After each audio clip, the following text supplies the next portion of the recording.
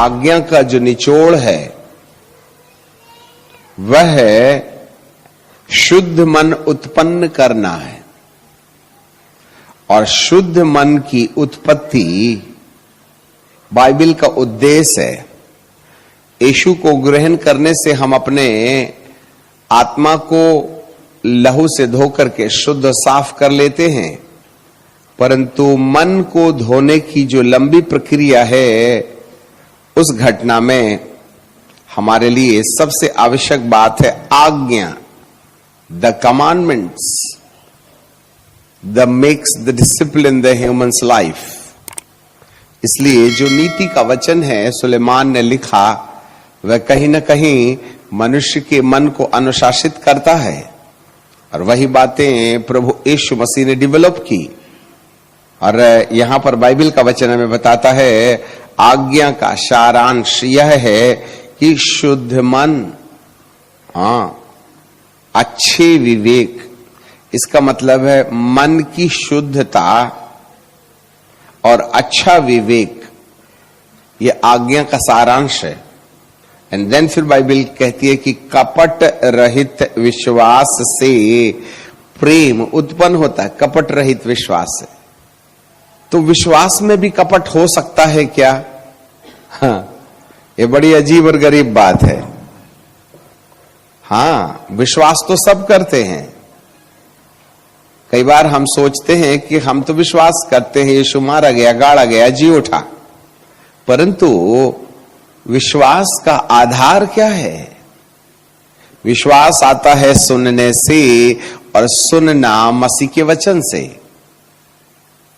The faith comes by hearing and hearing by the word of God. और जितने वचन को आपने सुना है, जितने वचन को आपने याद किया है, और जितने वचन को आपने अपने लिए स्वीकार किया है, केवल उसी वचन पर विश्वास जागृत होगा। जिस वचन को आपने रिजेक्ट कर दिया है वह वचन आपके लिए विश्वास पैदा करने का आधार नहीं बन सकता है।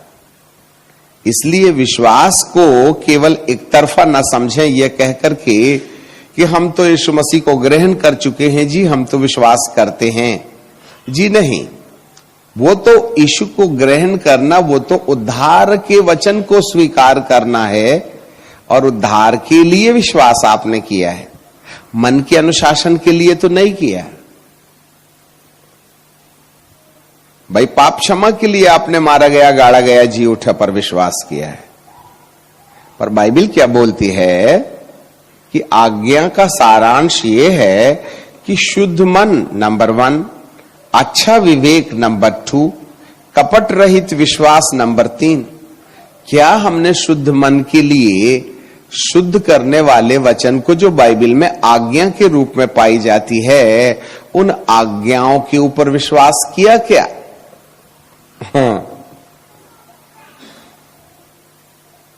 तो जितने पद हैं उतने रकम के विश्वास हैं, जितनी आज्ञाएं हैं उतनी आज्ञाओं के हिसाब से विश्वास है। मैं विश्वास करता हूं दान देने पर, तो मेरे अंदर जो विश्वास पैदा होगा वह दान देने से जुड़ा हुआ होगा। मैं विश्वास करता हूं दान लेने पर, तो मेरा विश्वास दान लेने वाले वचन पर विश्वास है।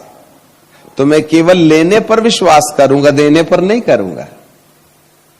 इसलिए बाइबल के जितने वचन हमारे जीवन में मन को अनुशासित करते हैं, उनमें से जितने वचनों को आप अपने लिए स्वीकार कर लेते हैं, केवल उन्हीं वचनों पर आपका विश्वास जागेगा।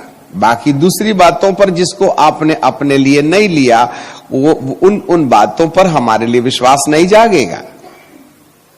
अच्छे से याद रखना। मैं विश्वास करता हूं रविवार की आराधना पर, तो आप रविवार के दिन आएंगे। मैं विश्वास नहीं करता शुक्रवार की प्रार्थना पर, तो आप शुक्रवार को नहीं आएंगे।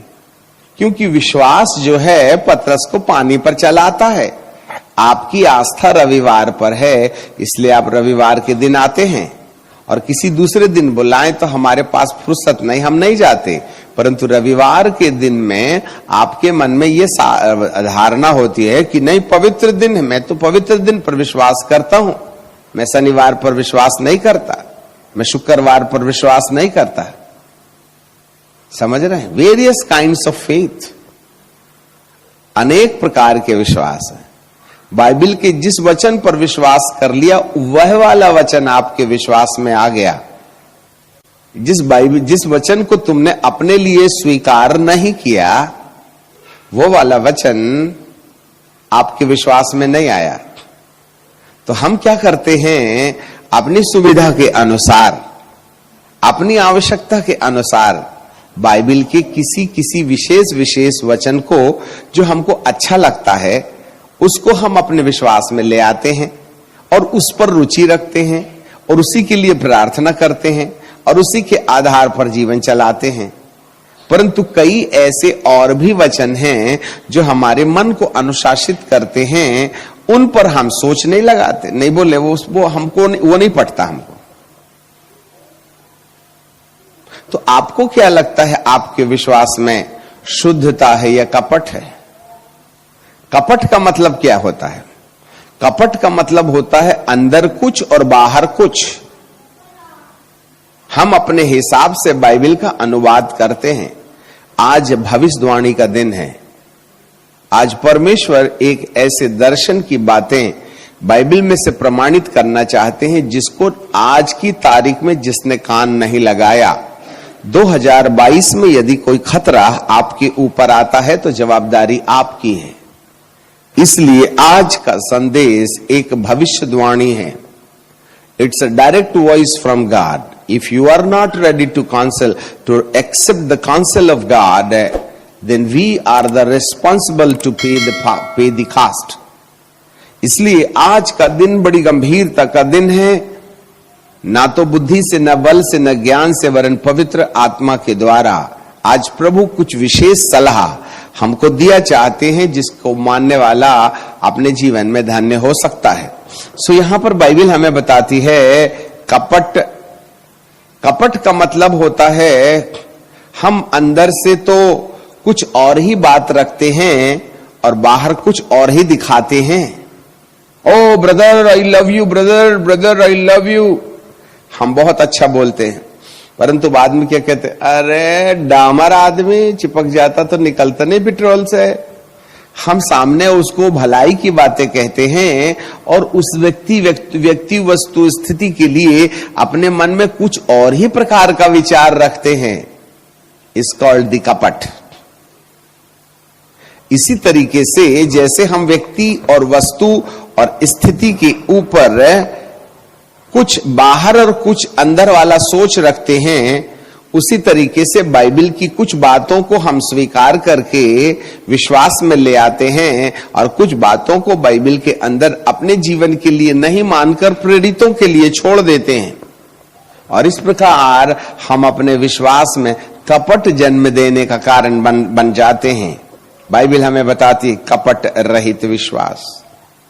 इसलिए प्रभु यीशु पिता परमेश्वर ने जब मूसा को छुटकारे की पद्धति सिखाई तो उन्होंने कहा था गोधूली के समय मेमना बलिदान करना, और जब मेमना बलिदान कर चुको तब उसको सिर, पैर, अतड़ियों समेत आग में भूंज करके खाना और सुबह तक खाना, बिहान तक खाना, और यदि बच जाए तो उसको आग में जला देना, उसको वेस्ट ऐसे ही नहीं छोड़ देना।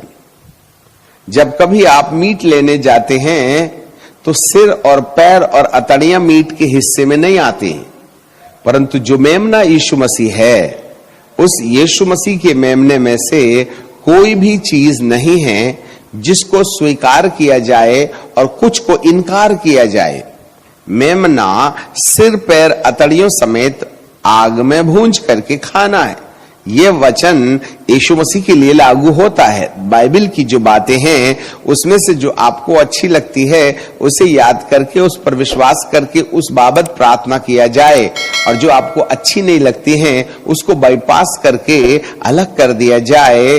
तो ये हमारे लिए कपट रहित, कपट सहित विश्वास हो जाता है।